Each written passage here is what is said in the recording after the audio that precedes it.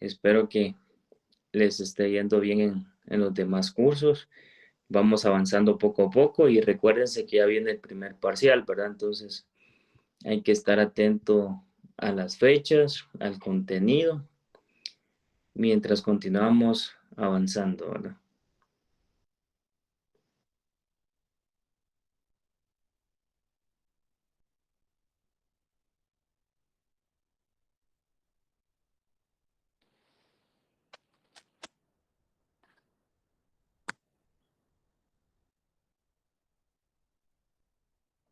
Por ahí ingresaron unos mensajes. Me imagino que es la aplicación que utilizan para grabar la clase y no son virus, ¿verdad?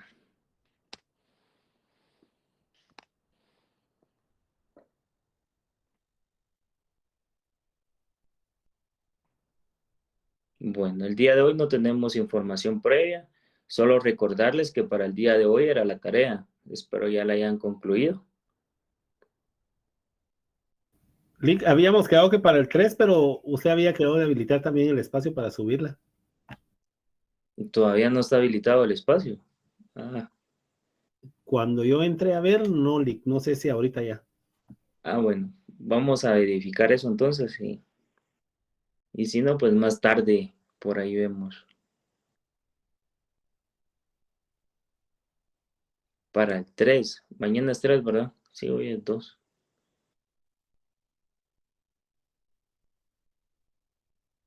Bueno, entonces tienen hasta mañana, ¿verdad? Antes de que ingresemos a la clase, se va a cerrar la plataforma para que ustedes puedan cargar la tarea durante el transcurso del día, ¿verdad? Y si tienen algún inconveniente por ahí, pues nos los hacen saber por vía del chat.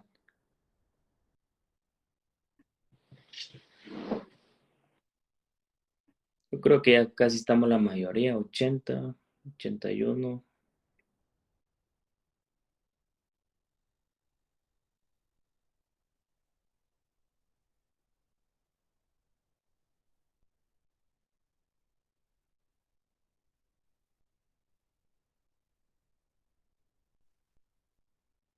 ¿La otra clase ya concluyó? ¿O todavía están recibiendo Ya, clases? yo. Muy bien. Entonces, inicie. Acaba de terminar. Acaba de terminar. Perfecto. Entonces, por ahí, tal vez los que hacen falta todavía están jalando un cafecito o un pan para conectarse. ¿Quién nos puede colaborar ahí con la lectura del primer párrafo, por favor? Sin embargo, el problema de la tierra en Guatemala se origina en la estructura económica colonial bajo 5 principios fundamentales. Gracias. ¿Nos comparte la lectura del primero, por favor? Número 1. El señorío. Corona española sobre todas las tierras de los territorios conquistados. Gracias, Juan. Entonces, acá nosotros continuamos con el desarrollo de nuestro contenido en cuanto a la historia, al origen de lo que es la evolución del derecho agrario. Vamos a encontrar nosotros acá en Guatemala que existieron ciertos principios en cuanto a la adquisición de la tierra y de esta manera poderla poseer y trabajar al mismo tiempo. Uno de esos principios, pues acá el compañero Juan nos ha manifestado que es el señorío, ¿verdad? Donde la corona española pues tenía prácticamente el dominio de la tierra, pues que de alguna manera logró conquistar, ¿verdad? Durante la época de la conquista de la colonia, ¿verdad? Nosotros como Guatemala nos independizamos a partir de 1821. Y acá vamos a ver nosotros en los siguientes principios de qué manera pues ya se va a ir desarrollando eh, el tema de la tierra, ¿verdad? Por ahí vi la mano levantada de Oscar. Oscar, no sé si nos colabora con el número 2, por favor. Claro que sí, buenas noches. Buenas noches. Segundo, tierra como aliciente consiste en ofrecerle a los conquistadores ventajas económicas en las provincias por conquistar. Gracias. Entonces recordemos que a nosotros, ¿quién nos conquista? ¿Verdad? La corona española. Por ahí, pues la historia también maneja otras cuestiones en cuanto a los vikingos y otros temas, ¿verdad? Sin embargo, pues nosotros se radica acá lo que es la conquista española y se dan ciertas ventajas económicas para poder eh, adquirir cada vez más tierra, ¿verdad? El país centroamericano, de alguna manera, pues fue conquistado en diferentes épocas. En el caso de Guatemala, ¿quién conquista Guatemala? Los españoles, licenciado.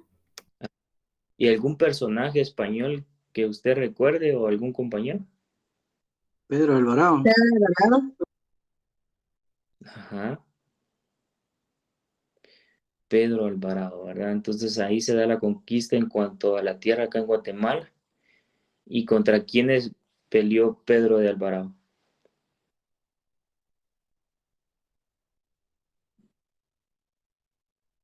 ¿A los ¿Quién? caciqueles? No. Perdón, Ángela.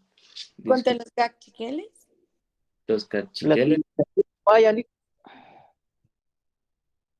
por ahí ya no escuchaba mucho a Oscar. No sé si nos repite, Oscar. pero yo le decía Ali, que es la civilización maya. La civilización maya. ¿Y algún personaje que usted recuerde o algún compañero de la civilización maya que haya defendido nuestro territorio? Tecumumán. Tecumán, licenciado. Mal licenciado. De Cumumán, ¿verdad? Entonces, de alguna manera, pues hubieron estos personajes que vamos a recordar nosotros en la historia y de alguna manera también en nuestra moneda. Si no estoy mal, Tecumumán está plasmado en la moneda de 25 centavos, creo que es. No sé si alguien tiene por ahí unos. No le, Estaba, es en el billete de plasmado 50 centavos. Ah, Sí, y ese ya casi no hay, ¿verdad? ya no No, hay. ya no. Yo ya no he visto, la verdad. En la ficha de 25 centavos, si no me equivoco, es el personaje de Sololá. Mm, Sí, y correcto. en la de 10 centavos creo que es un monolito, ¿verdad? De Quiriguá, creo El que de es. Quiriguá. Ujú, Quiriguá. Bueno, la idea en cuanto a estos segundos principios, pues está basado en lo que son los conquistadores, ¿verdad? Las ventajas económicas que obtuvieron por conquistar ciertas tierras. De alguna manera, pues recordemos que los españoles no vinieron los más nobles, ¿verdad? Sino que las personas que de alguna manera se atrevieron a realizar el viaje, ¿verdad? De España hacia las tierras prometidas, que realmente era algo bastante incierto, ¿verdad? Entonces ahí venían delincuentes, violadores, asesinos, que eran pues los que lograron abordar estas tres naves, ¿verdad? ¿Ustedes recuerdan cuáles eran esas tres naves? La Niña, la Pinta y la Santa María. Y la Pinta y la Santa María, correcto. Ahí estamos, perfecto. 100 puntos ahí para Juan en cuanto a historia de Guatemala. El número 3, ¿quién nos puede compartir la lectura del número 3, por favor? La tierra como fuente de ingresos para las cajas reales. Composición de tierras que amplió en gran medida la latifundio colonial.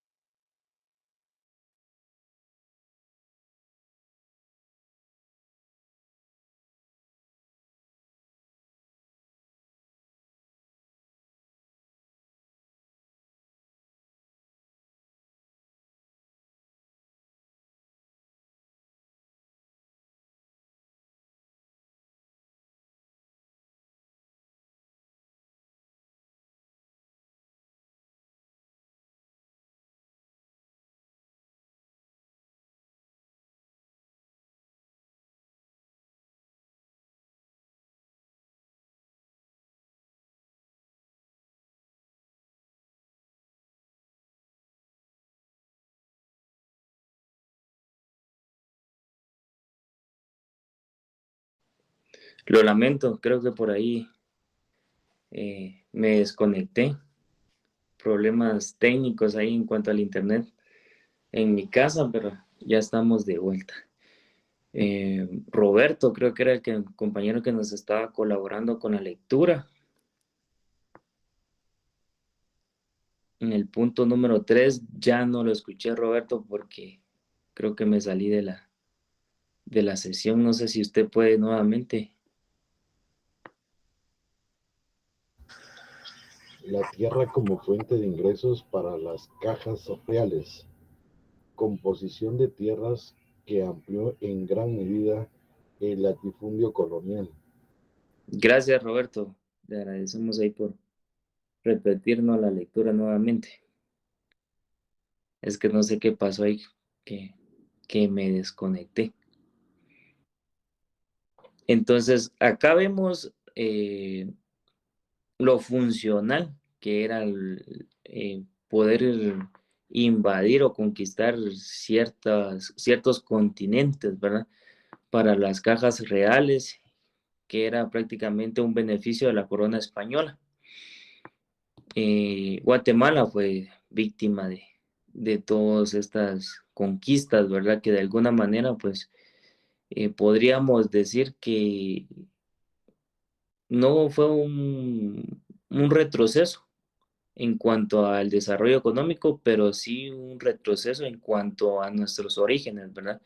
Porque ya posteriormente, pues, se da esa mezcla entre ladinos, indígenas, y de alguna manera, pues, se introducen valores que no nos correspondían, y de esta manera, pues, se van beneficiando personas que realmente no eran los originarios, ¿verdad? El número 4, ¿quién nos puede colaborar con el número 4, por favor?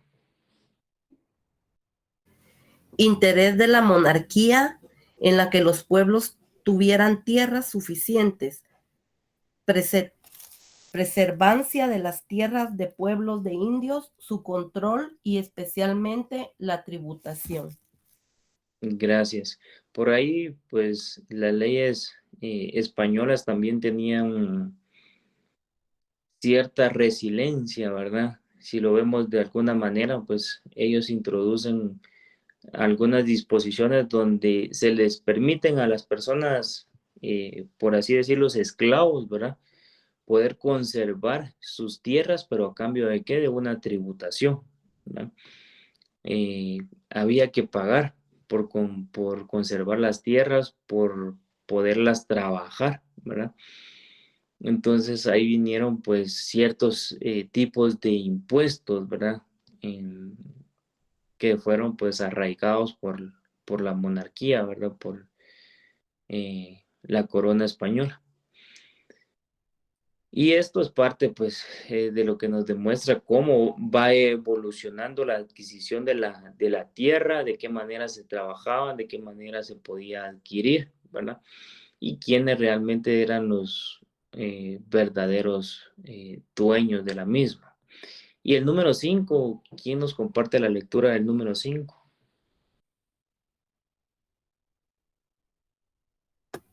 El bloqueo agrario de los mestizos. Ausencia de previsiones para dotar de tierra a la población mestiza. Gracias, Catherine.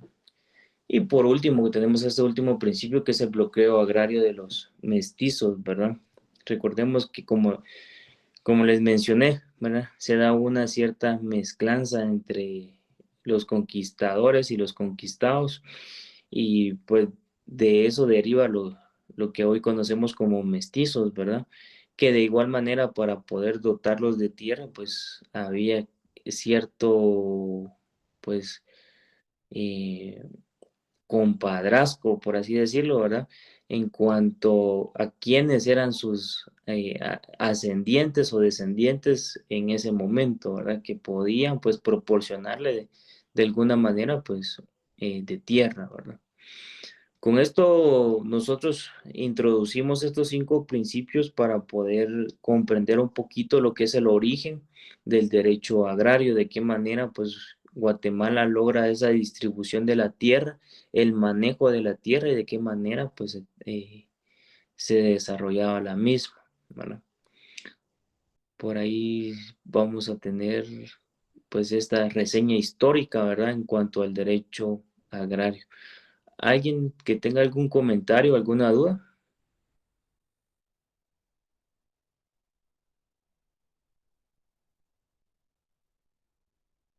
Todo claro, Lick. Gracias. Todo claro, perfecto. Ya procesal penal ya los dejó un poquito agotados. Bonito procesal penal. Están viendo el proceso penal, me imagino. Primera declaración, intermedia, ofrecimiento de prueba, debate, impugnaciones, ejecución. ¿Qué no hay que ver por ahí?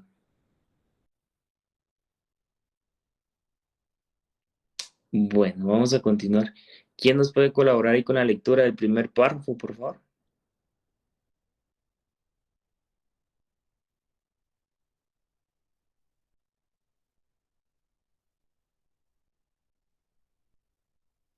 Posteriormente viene lo que es el periodo independiente, con 3 sucesos básicos que son la venta de tierras baldías, renta feudal y propiedad privada. Gracias.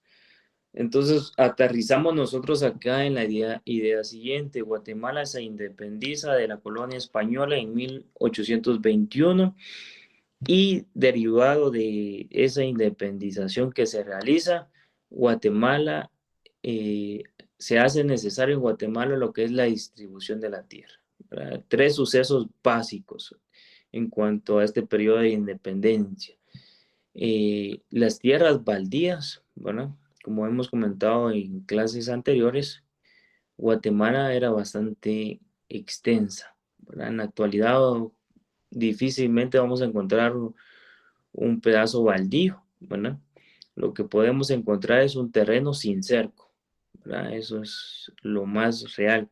Pero la gente cree que está baldío y puede ir a tirar basura, o puede cercar algún pedazo, pero realmente ya tierras baldías es muy complicado encontrar, ¿verdad? Muy difícil.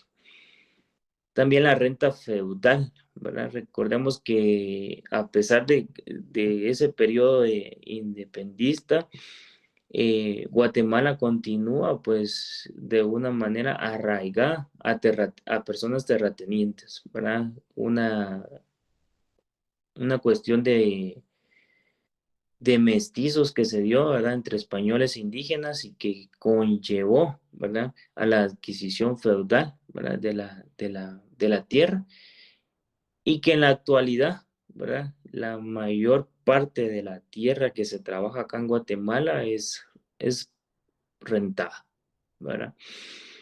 Para cultivar hay que rentar, para dedicarse a la ganadería hay que rentar, ¿verdad? Y eso conlleva al siguiente punto, que es el tercer suceso, que es la propiedad privada, ¿verdad? Acá en Guatemala tenemos nosotros identificada lo que es la propiedad privada. ¿De qué manera adquirimos nosotros una propiedad? Como futuros notarios, ustedes sabrán que en Guatemala hay derechos posesorios y el derecho de propiedad, ¿verdad? ¿Cuál es la diferencia entre uno y el otro? Yo creo que es la escritura pública, Lick. Sí, digamos. En uno solo tiene derechos de posesión y en el otro adquiere los derechos reales de propiedad, que es la disposición, la diferencia. Sí, ambos es en escritura pública, un instrumento público, ¿verdad? Los derechos de posesión, usted va ante un notario y el notario le redacta o le facciona, en este caso, una escritura pública de compraventa.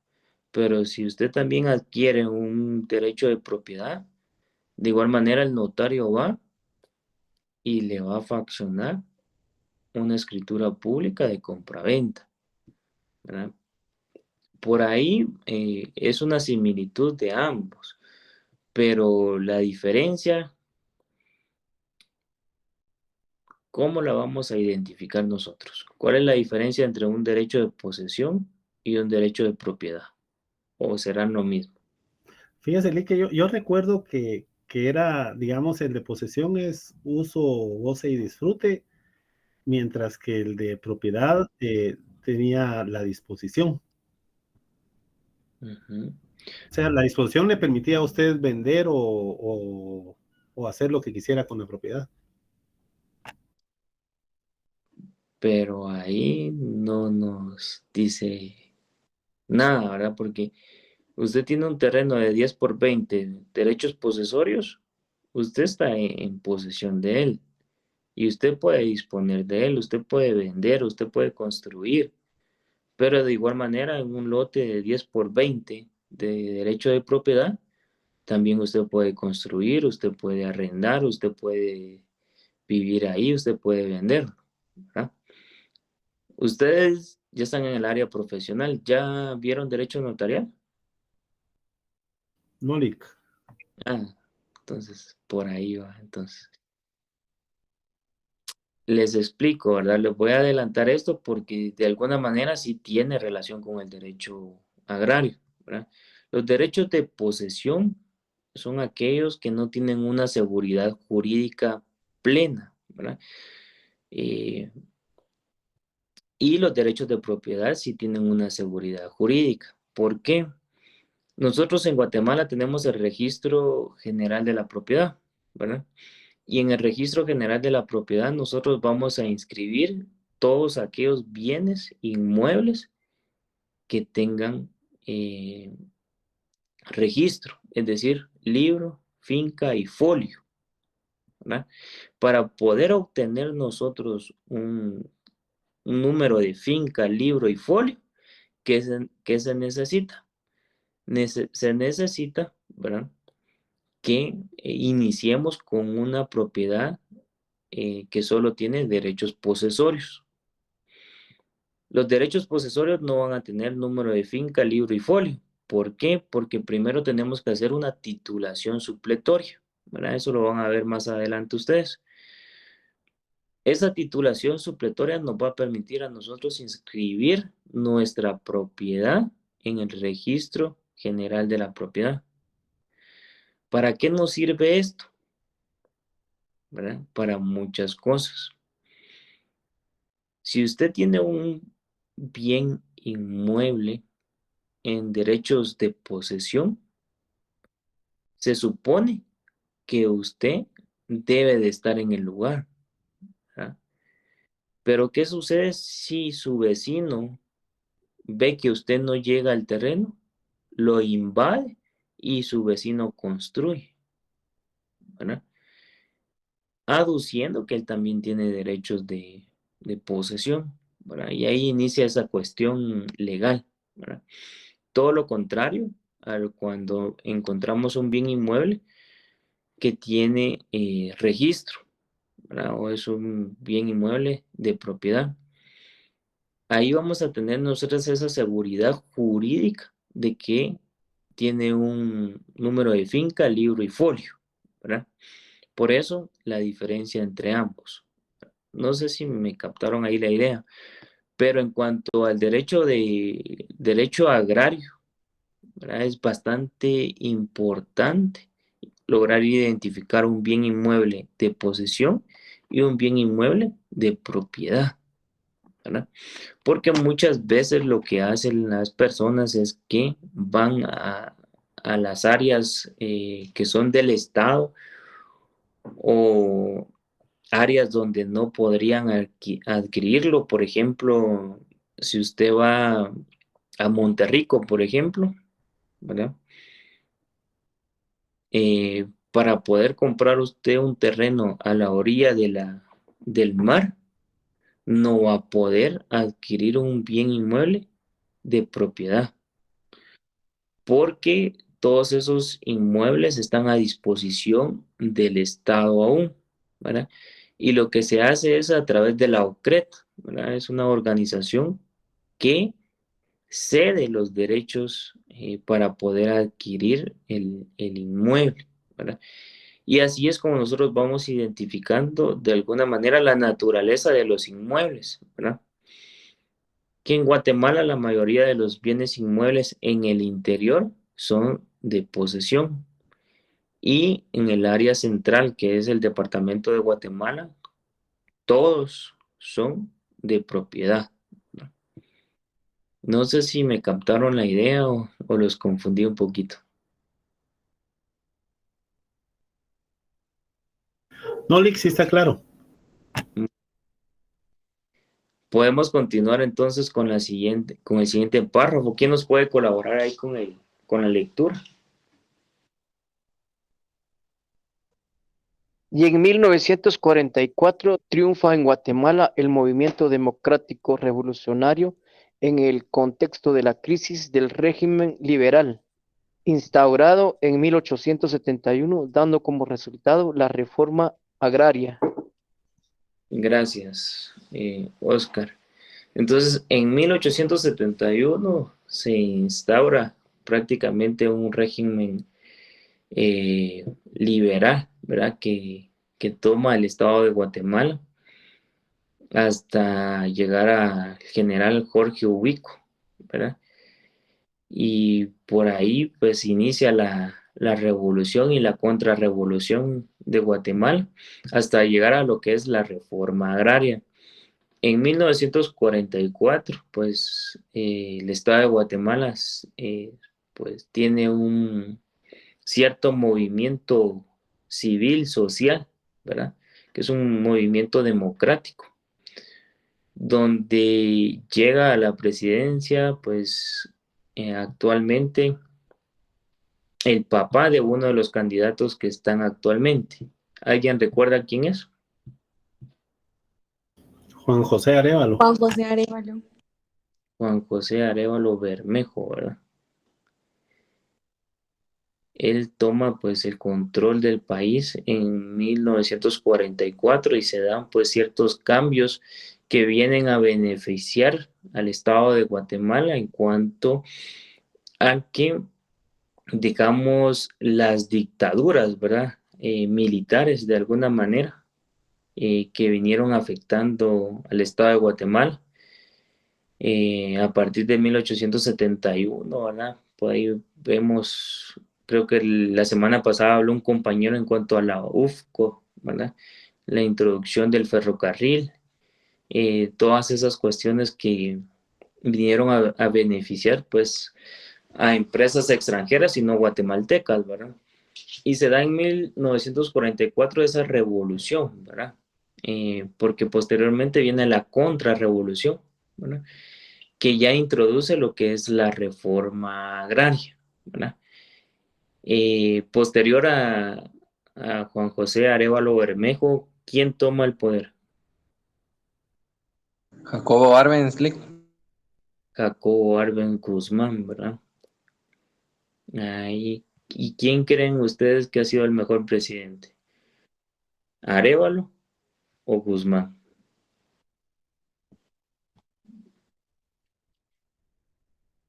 A mi criterio, Jacobo Arbenz. Jacobo Arbenz.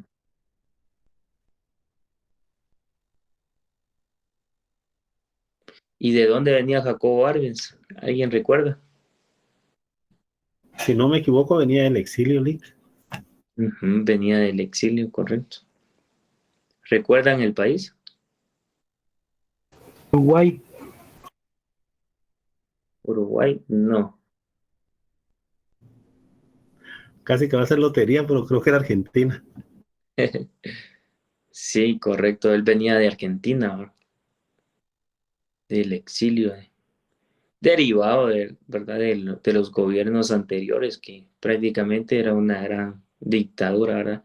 Él va a Argentina y allá se especializa, realiza sus estudios y regresa a Guatemala, ¿verdad? Juan, por favor, usted tiene levantada la mano. Disculpe, Lick, no sé si usted me puede aclarar un poquito en cuanto a lo que es la reforma agraria, porque se tiene la idea de que, o se llaman, yo leí en un par de documentos donde se tiene la idea que la reforma agraria consistía en expropiar en este caso, quitarle las tierras, en este caso, a los extranjeros, ¿verdad? Sin embargo, también estuve escuchando o estuve leyendo también que básicamente lo que consistía en la reforma agraria no era quitarle la tierra, sino básicamente consistía en una reestructuración o reorganización para que en este caso los que estaban haciendo uso de la tierra para cosechar o para producir, pues que empezaran a tributar o a pagar un cierto impuesto para las personas propietarias de la tierra, que en este caso eran personas nacionales. Entonces, no sé si tengo un poquito ahí de duda, no sé si usted me puede ilustrar ese aspecto. Sí, se manejaron esas dos versiones, ¿verdad? En cuanto a la expropiación, primero ese fue el argumento del decreto 900. Sin embargo, usted toca el segundo punto, ¿verdad? Que era una reestructuración de los que más tenían a los que no tenían, ¿verdad? Vamos a ver a continuación un poquito en cuanto a esa reforma agraria y usted podrá ahí poco a poco pues salir de esa duda, ¿verdad? ¿Qué es realmente lo que se había manejado, ¿verdad? No me voy a adelantar porque entonces me quita usted el contenido de las siguientes diapositivas por ahí. Gracias, Lick. Bueno. Vamos a pasar a la siguiente diapositiva, por favor. Y mire, reforma agraria, ¿verdad? ¿Quién nos puede compartir ahí la lectura? Buenas noches, licenciado, con gusto. Gracias, Karen. Reforma agraria. Durante el gobierno de Jacobo Arbenz Guzmán, la reforma agraria se propuso como un instrumento estratégico de desarrollo, con una finalidad de establecer un proceso autónomo de desarrollo del mercado interior que se sentara las bases para la industrialización del país. En este proceso social de cambio se buscaba la participación de los campesinos de manera activa y pasiva que los implica directamente. Gracias, Karen, por compartirnos la lectura. Entonces, vean todos acá y Juan también, ¿cuál era el propósito de la reforma agraria? ¿Verdad? Primer punto, poderle dar participación al campesino, ¿verdad? De forma activa y pasiva, decía, ¿verdad? Entonces, acá vemos nosotros primero cómo se le va a dar participación al campesino o cuál va a ser el sujeto principal de esta reforma agraria, ¿verdad? No van a ser aquellas personas profesionales, aquellos abogados, ingenieros, maestros, no. La reforma agraria se centraba en lo que eran los campesinos, ¿verdad? ¿Qué se buscaba? Un desarrollo, pero ¿de qué manera? De manera estratégica. Y acá vamos a continuar con lo siguiente. Veamos la siguiente diapositiva, por favor.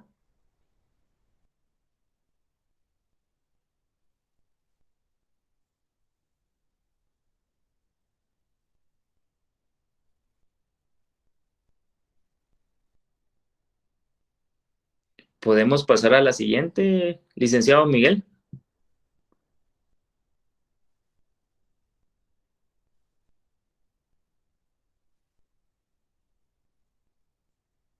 Se nos fue el licenciado Miguel. Sí, Lick, aquí estoy. Buenas noches. Buenas noches. Decime, no escuché la pregunta. ¿Podemos pasar a la siguiente diapositiva? Listo. Ahí. Gracias. Se quedó sin red, Lick. Sí, hombre, es que están ahí.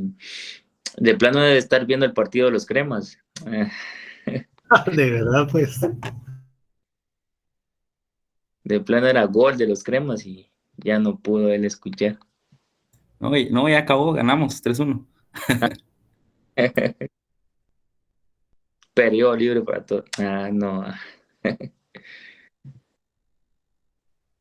Bueno, ¿quién nos puede compartir la lectura de la siguiente diapositiva?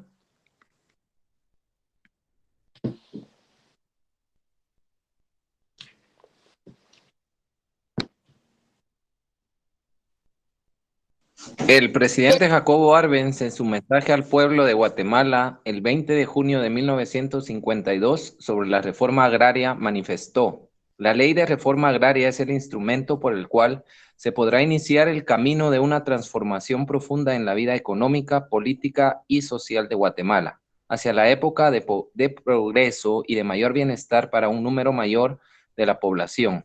Pero todos sabemos que ningún paso en beneficio del progreso y de la civilización de los pueblos se ha dado sin lucha y sin oposición.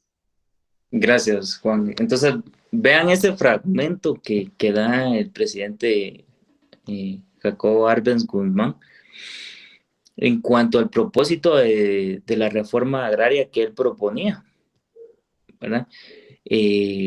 ¿Un desarrollo de qué? O un cambio de vida de qué? Económico, político y social, ¿verdad? Él lo que pretendía era de que se diera un equilibrio, ¿verdad?, de desarrollo o de bienestar para todos los guatemaltecos y que no existiera solo desarrollo económico, político, social para un grupo en específico. Pero ¿qué sucedió con todo esto?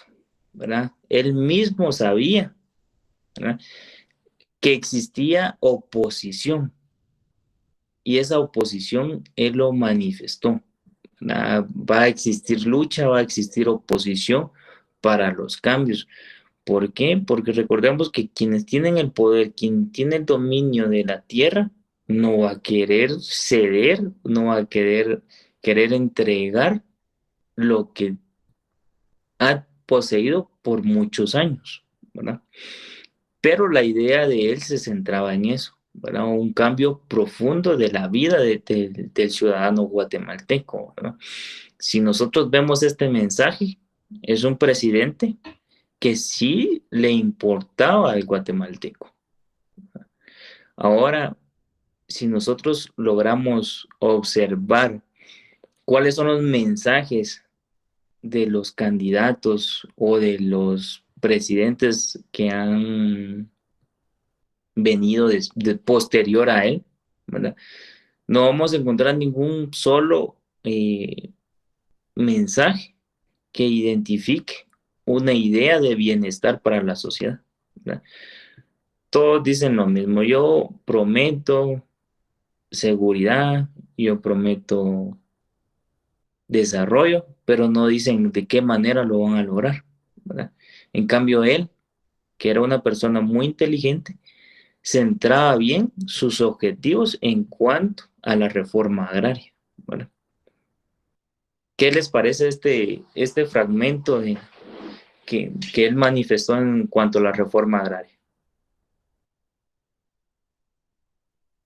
¿Algún comentario?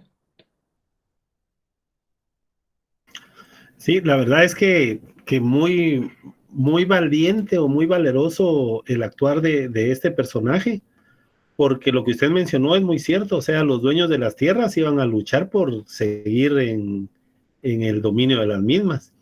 Y el hecho de que las tierras se empezaran a repartir de una manera tal vez no justa y equitativa, pero por lo menos que ya las personas tuvieran acceso a la propiedad de los bienes de producción o de las tierras directamente, iba a conllevar oposición. Y esa oposición, si nos damos cuenta, es la oposición que se mantiene hasta el día de hoy, la que nosotros conocemos como CACIF, y que en ese momento, pues estas personas iban a manifestarse en contra de este presidente, sabiendo que ellos iban a ser desfavorecidos, que es algo similar a lo que podríamos decir que se emuló en el gobierno de Portillo. Portillo, otro que realmente tenía un mensaje político, ¿verdad? Creo que después de Jacobo Arbenz Guzmán, el que realmente transmitía ese entusiasmo político ha sido él, ¿verdad? Por la forma en cómo se expresaba.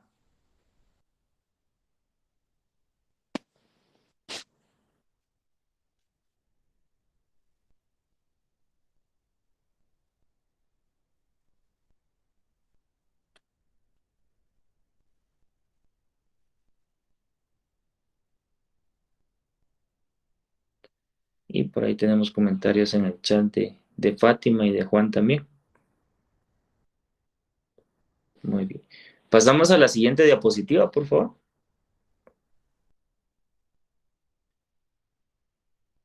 ¿Quién nos puede compartir ahí la lectura?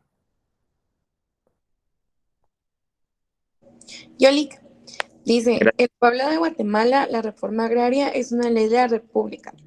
A los funcionarios, empleados públicos y a todos los ciudadanos nos corresponde aceptar sus mandatos y hacerla cumplir sin sectarismos, teniendo presente en todo momento los superiores intereses de la nación. La oposición injusta e irracional no tiene ya ninguna razón de ser. La Revolución de Octubre, noble por sus aspiraciones, joven porque comienza a realizar sus grandes objetivos, vital porque proviene de las entrañas populares y vigorosas, porque la apoyan las grandes mayorías, que anhelan la marcha hacia el progreso nacional. La llevará adelante pese a todos los obstáculos hasta coronar victoriosamente la meta que se ha propuesto. Gracias, Ángela. Vamos a dejar el siguiente párrafo para después. Gracias. Entonces, acá, para darle respuesta a la pregunta que hacía Juan en cuanto a la reforma agraria, si realmente era una expropiación o era una distribución de la tierra en forma equitativa, ¿verdad? El propósito era ese, ¿verdad? Si usted tenía, por ejemplo, una manzana de tierra, por dar un ejemplo, ¿verdad? Porque realmente la idea era sobre caballerías, no sobre manzanas, ¿verdad? Era distribuirlas en los campesinos, que ellos pudieran trabajarlas, que pudieran producir a cambio de nada, ¿verdad? Porque se consideraba, ¿verdad?, que había mucha tierra. Ellos utilizaron una palabra ociosa creo que fue la que utilizaron ellos, que decían que había mucha tierra que no se trabajaba, que no producía, ¿verdad? El propósito era no tocar aquella tierra que estaba produciendo de los dueños, pero sí utilizar aquella tierra que no estaba siendo útil, ¿verdad? Y distribuirla entre los campesinos. Pero recordemos que las personas, ¿verdad?, de alguna manera, pues no todos tienen los mismos sentimientos, los mismos ideales, ¿verdad?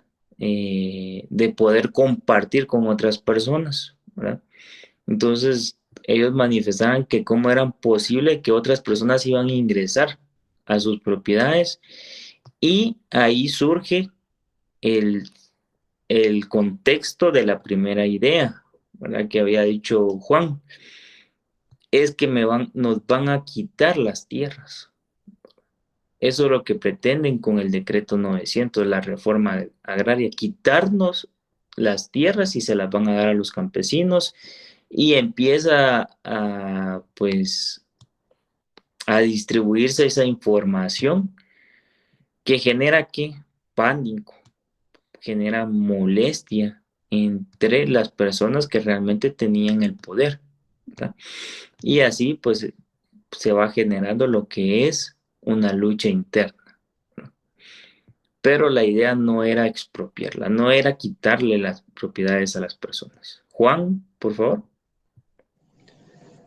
Gracias por la aclaración, Lick. Sin embargo, según tengo el conocimiento, creo que una de las mayores molestias que se dio es que en ese tiempo muchos de los explotadores eran extranjeros. En ese tiempo se estaba manejando lo que era la UFCO, el IRCA y todas esas empresas, inclusive las empresas bananeras que estaban manejando, utilizando grandes extensiones de tierra, y creo que ese fue uno de los puntos estratégicos que utilizaron los extranjeros. En este caso, recordemos que cuando Jacobo Arbenz fue derrocado, entró Carlos Castillo Armas, precisamente entrenado por el gobierno de los Estados Unidos.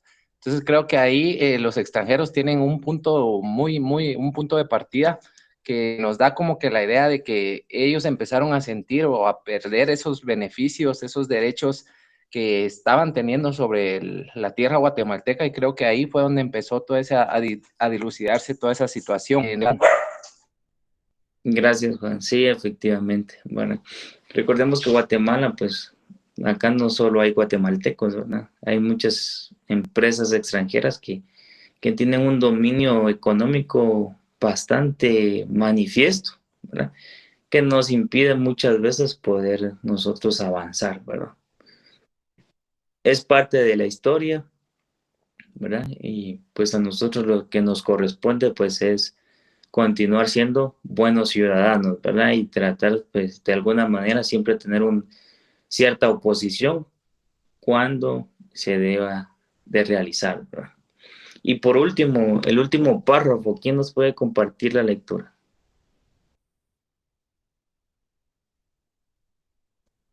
La Universidad de San Carlos de Guatemala incorpora en el año 2002 a su programa de estudios lo que es el curso de Derecho Agrario y Ambiental.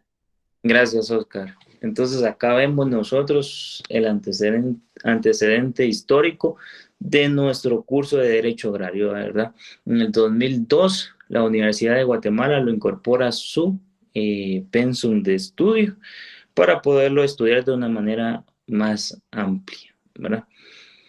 Y de esta manera, pues nosotros vamos a ir concluyendo de manera resumida lo que es el origen, ¿verdad?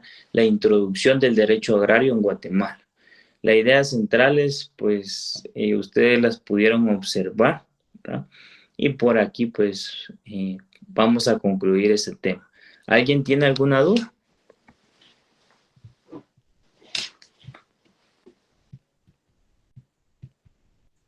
Está claro, Lick. Muy bien, perfecto. Entonces, vamos a dejar una tarea también. Por favor.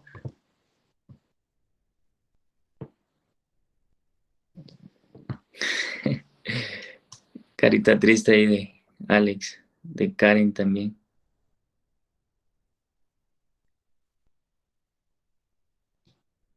Deben de buscar lo que es el decreto 900, que es la reforma agraria.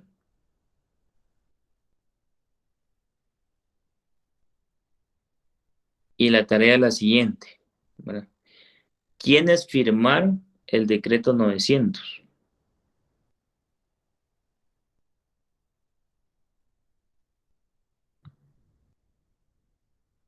¿En qué fecha se creó el decreto 900?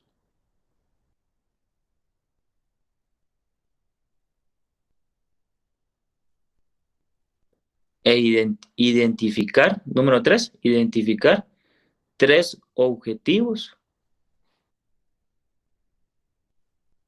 del decreto 900.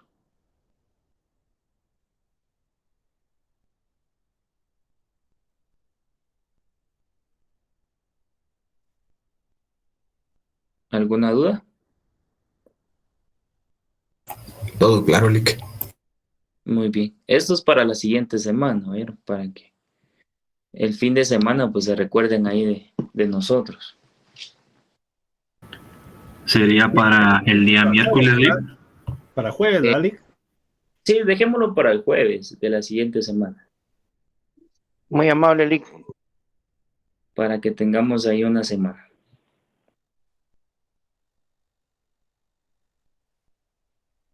Y se recuerdan que todo es a mano, ¿verdad? Nada computadora. Buenas noches, Lick.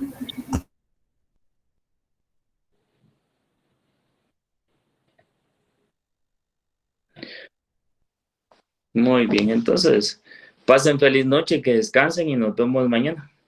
Feliz noche, Lick. Gracias, Lick. Feliz noche. Gracias, licenciado. Feliz noche.